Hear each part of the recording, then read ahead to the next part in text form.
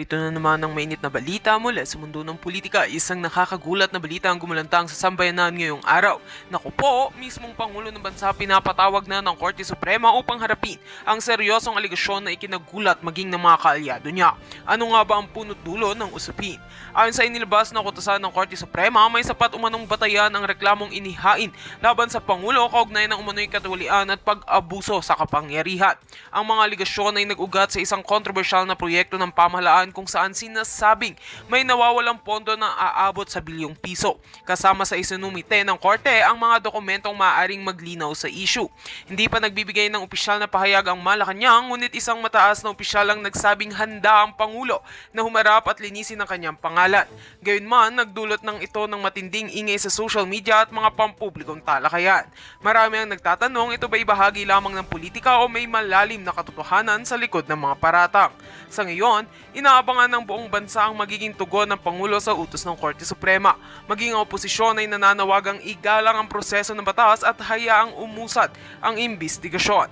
Magbabalik kami para sa iba pang detalye sa pagpapatuloy ng ulat na ito. At yan nga ang mga balitang ating pagkakatutukan, at kung bago ka pa lamang sa aking channel ay huwag kakalimutang mag-like, share and subscribe para updated ka sa mga bagong balita dito sa Tatak Pinas.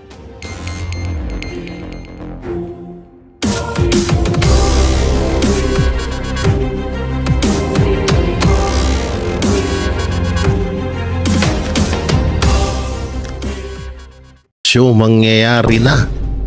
So yun mga banateros, andito na naman tayo. At ito, pag-usapan po natin tong isang video ngayon na kung saan ay isa sa mga kinakatakutan ng palasyo ay unti-unti nang nangyayari.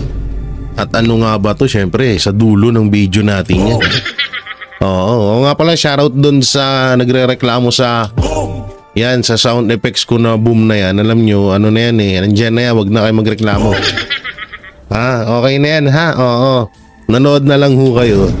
So yun no, grabe itong pag-uusapan natin ngayon dahil talagang hindi inaasahan ng palasyo at ng administrasyong Marcos itong pangyayaring to. Talagang nagugulantang sila. Kaya nga panay panawagan na naman ng mga ulupong. Panay paawa effect na naman at panay ingay na naman sila dahil nga talagang ramdam nila kung ano yung panganib na at kung ano yung pwedeng mangyari sa kanila. Alam naman natin yan sa pagtapos ng termino ni Marcos Jr. Sisingilin siya ng lahat. Lahat ng mga ginawa niya, lalong-lalo na sa mga pondo na nawawala ngayon. Diba? Yung mga pondo na nawawala na hanggang ngayon hindi pa rin nila may paliwanag. So, alam naman natin na sisingilin sila yan.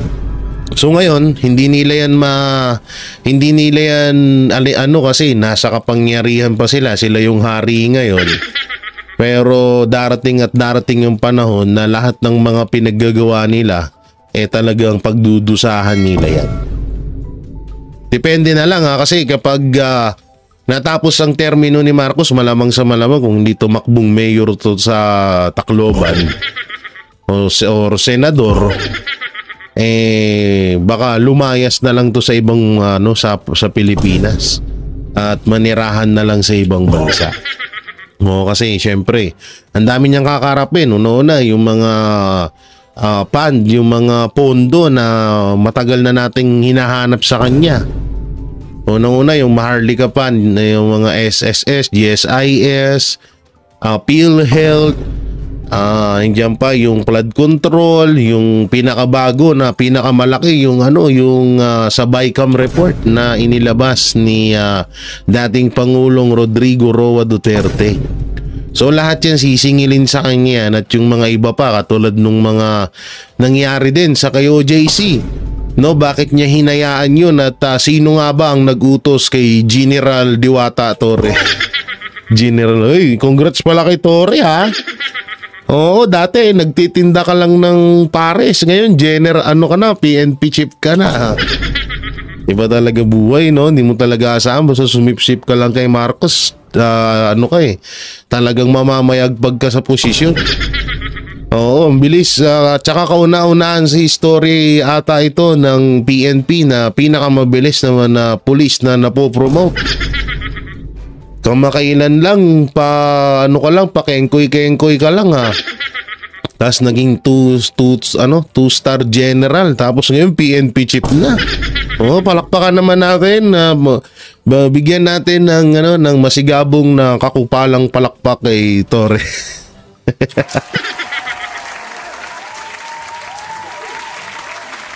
Palakpakan naman natin, syempre kawawa naman.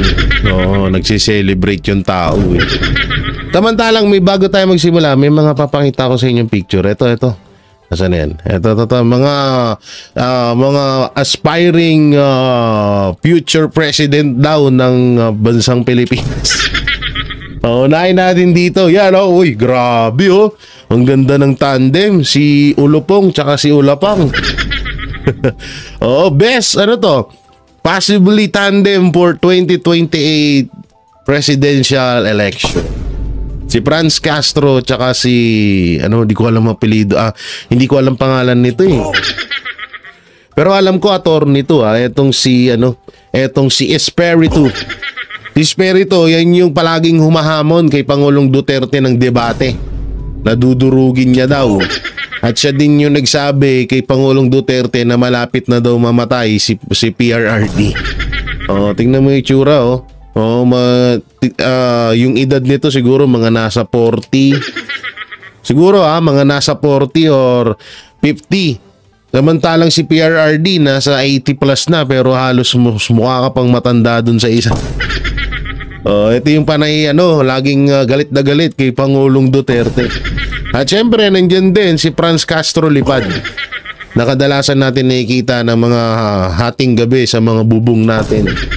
Lalo kapag may mga buntis sa bahay nyo, yan kadalasan nyo siyang makikita doon. Ginawang aswang. Yan yung mga tiga-bundok, no? Yung mga bulubundukin na mga politiko na nasawi. Hindi sila nakapasok bilang senador. Alam nyo, dito kay Franz Castro, medyo dito eh. Medyo, alam nyo, tawag dito, talagang pinangakuan to eh. Pinangakuan to ni Marcos na mananalo tong senador kaso hindi sila pinapasok. Mautak din si Marcos Jr. Alam nyo, yung mga tumakbo, katulad nila Abalos, yung nila Pacquiao. Eto, isa pa to. Si Franz Castro, sila Brosas, yung mga grupo ng mga makakaliwa, pinangakuan yan na talagang mananalo sila, no? Pero ang nangyari, kabaliktaran, hindi naman talagang ginamit lang silang, may tuturing natin silang mga puppet.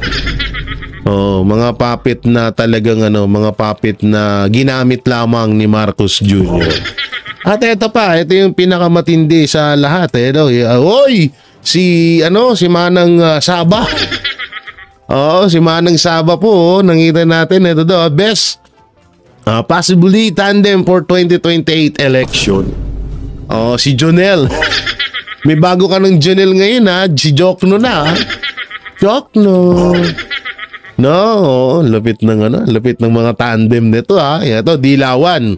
Kanina Pulangaw. Ito Dilawan. Di ko nga rin alam kung paano nanalo to bilang mga congressman, no? Etong mga to, pero number 1 yung nila. Etong Akbayan tsaka yung ML Party List.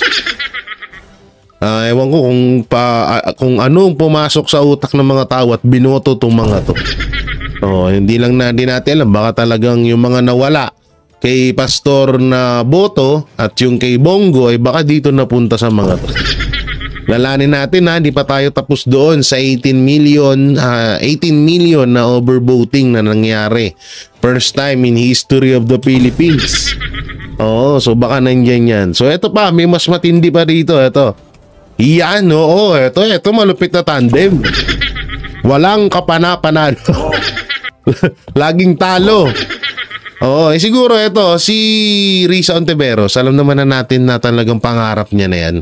Matagal niya ng pangarap na maging presidente.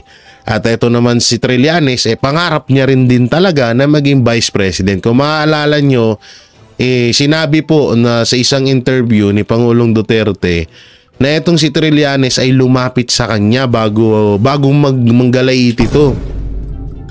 So yan ay lumapit sa kanya para alukin si Pangulong Rodrigo Roa Duterte na maging Vice President ni Pangulong Duterte noong 2016 kung hindi ako nagkakamali.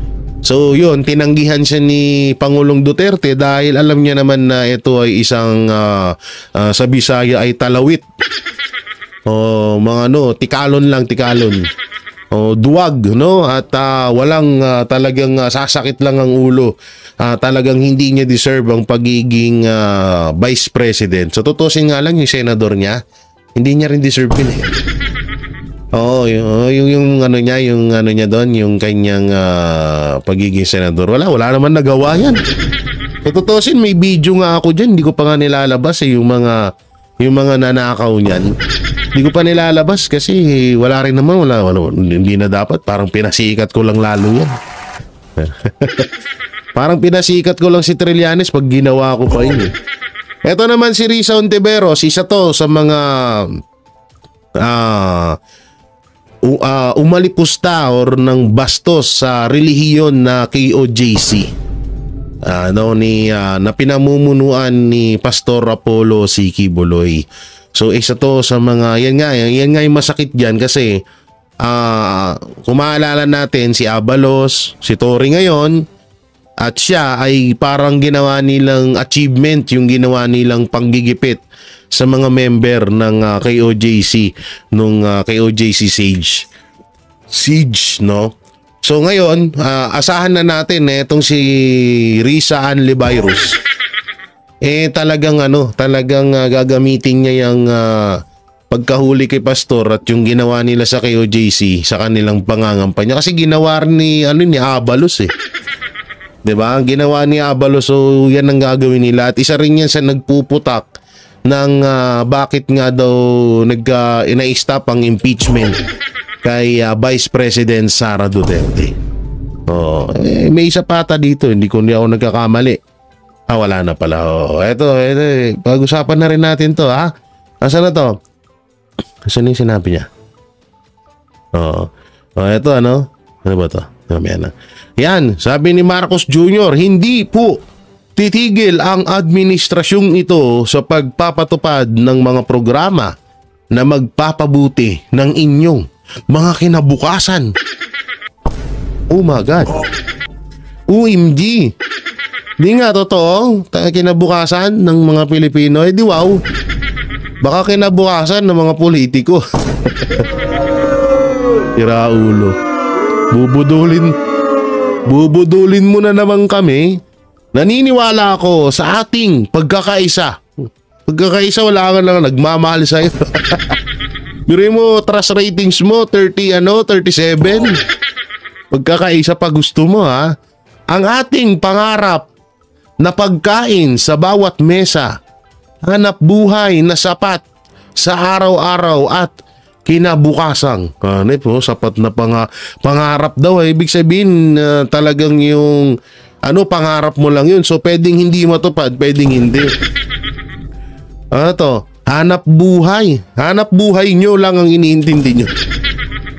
Pagyaman nyo lang at pagpuno ng mga kwarta dyan sa mga bulsa nyo. Ito pa. Puno ng pag-asa. Nasa ating mga kamay ang pagkilos para sa mas maunlad na bagong Pilipinas. Wow! Tigilan mo kami. Tigilan mo kami sa kakupalan mo. Di lang kami naniniwala dyan. Bagong Pilipinas mo unlad. Nasa ating mga kamay. Ating daw. Di kasama daw tayo doon. Paano nasa ating mga kamay? Una ikaw presidente, dapat talagang ikaw mag-push para maibigay sa amin yan. Hindi yung nasa ating mga kamay. Mga dialogue nitong kupal na to. Ano ba yung unang papanoorin natin? Ano ba? Dito? Dito tayo. Tingnan natin, ha? Eto. Eto muna.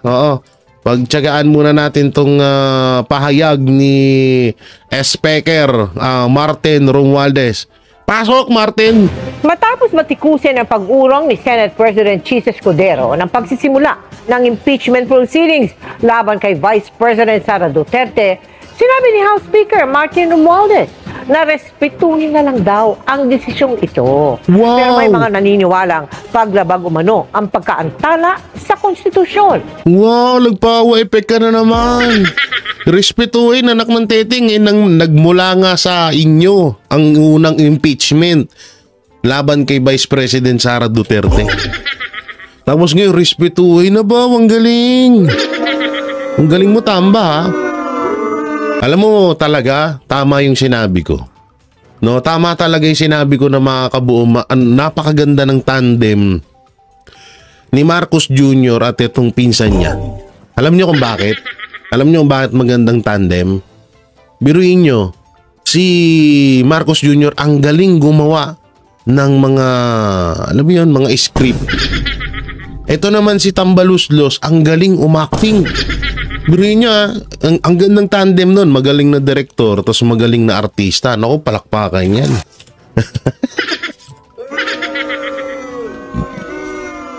Matuloy natin. Amoy shawarma yung hininga ko, hay. Nakatutok si Jonathan Anda. Para kay House Speaker Martin Romualdez, dapat respetuhin ang desisyon ni Senate President Cheese Escudero at ng Senado patungkol sa impeachment proceedings laban kay Vice President Sara Duterte. We have to respect the decision of the Senate President and the Senate. Yung sulat sa akin ni Senate President Jesus Escudero is pretty straightforward. Escudeso. Yung impeachment complaint ay nasa Senado na. So we leave it to their sound discretion as to how they want to proceed and conduct, no? Ipinagpaliban ni Escudero ang pagsisimula ng impeachment proceedings ng ilang araw para daw unahin ang pagpapasa ng mga hakbang at panukala na nakapaloob sa legislative agenda ng administrasyon. Si Representative-elect Leila De Lima na inaasahang magiging miyembro ng House Prosecution Panel, dismayado sa press conference kanina ni Senate President Cheese. Oh, yan na, nagkakadismayado na sila. Si Saba Queen, oo. Escudero. Akala ko yung para ba... Akala ko ikaw ay akin. Ay, sorry. Napakanta tuloy ako kay Laila eh. Akala ko yung para bang... anuhin na niya, alisin na niya Oo. yung mga agam-agam. Aba. Tungkol dyan na magkakaroon pa ba ng trial o Aba. hindi. He Aba. could have been more categorical that insofar as the Senate is concerned, tuloy-tuloy kami. I was expecting that kind of a stance sa kanya earlier, but it was not. Ano pa rin, medyo iffy pa rin, right? Kasi Alam nyo, may napanaginipan ako dito kay Laila De Lima. Hindi totoo, may nanaginip talaga ako dito. Ikaw ba naman, pag nakita mo yan, di ka ba mananaginip dyan? Alam mo ba, itong panaginip ko kay Laila, itong si Laila De Lima ay iniwan na pala ng kanyang pamilya. Panaginip lang naman yan. Pwedeng magkatotoo, pwedeng totoo, pwedeng hindi. Panaginip nga ni, oh. Diba? Oh, kaya medyo nakakaawa din to eh. Kay Laila. Kaya itong pag ano daw talagang nilayasan to. Kaya itong pagkapanalo niya bilang congressman, eh medyo sa kanya kasi, yan na lang din talaga ang magiging hanap buhay. Oh, yan naman talaga hanap buhay ng mga politiko, naku po. Eh pag pumasok sa pagiging politiko, hindi sabi ko nga sa inyo, hindi naman din lahat kasi nandiyan ng mga Duterte na talagang ginagampanan nila ang kanilang trabaho. So kaya nga namin sila nagustuhan eh. Kaso dito kay Laila De Lima nga, talagang alam niyo yun, matatawag na talagang pinagsukluban ng sama ng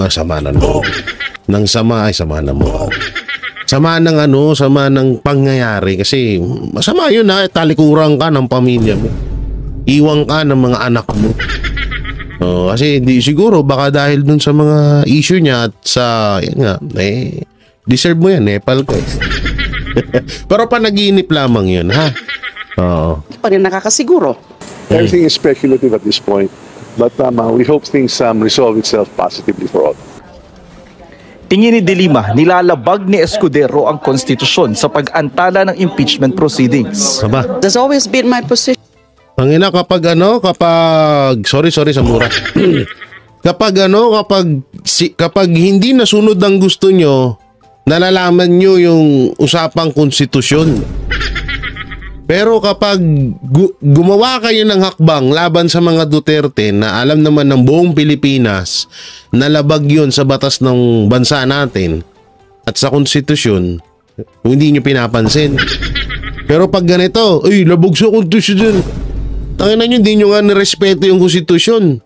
Yung pagdala nyo lang kay Pangulong Duterte, yung pag-impeach nyo lang kay Vice President Sara Duterte, labag yan sa konstitusyon.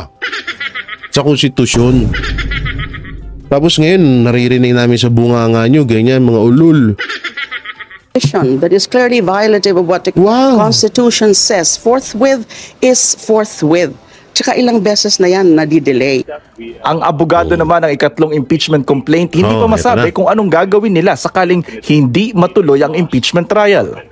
It must happen. It is unthinkable Obo. constitutionally. Obo. From a perspective of a student of Constitution, it is unthinkable for the Senate not to proceed with the impeachments of the impeached official in the person of the Vice President of the Republic of the Philippines. Tantado, wala akong maintindihan sa sinabi mo. English ka ng English. Wala akong maintindihan siya sabi mo, English kasi. Hindi. Alam nyo na halatado na na talagang kinakabahan sila. Kinakabahan sila sa mga mangyayari dahil anak ng teteng, sabi nila, okay na eh. Ang ano kasi dito, ito nga yung sinasabi ko na talagang ginawa silang puppet ni Marcos. Ngayon, bigla silang binagsak lahat. Pero sana yung kay about kay Cheese mamaya pag-usapan natin yan. Dito naman tayo sa sagot, device. Mamaya na, Sir Jade. Mamaya, alam kong gwapo ka, oo. Pero mamaya na, antay mo pagsalitain na kita.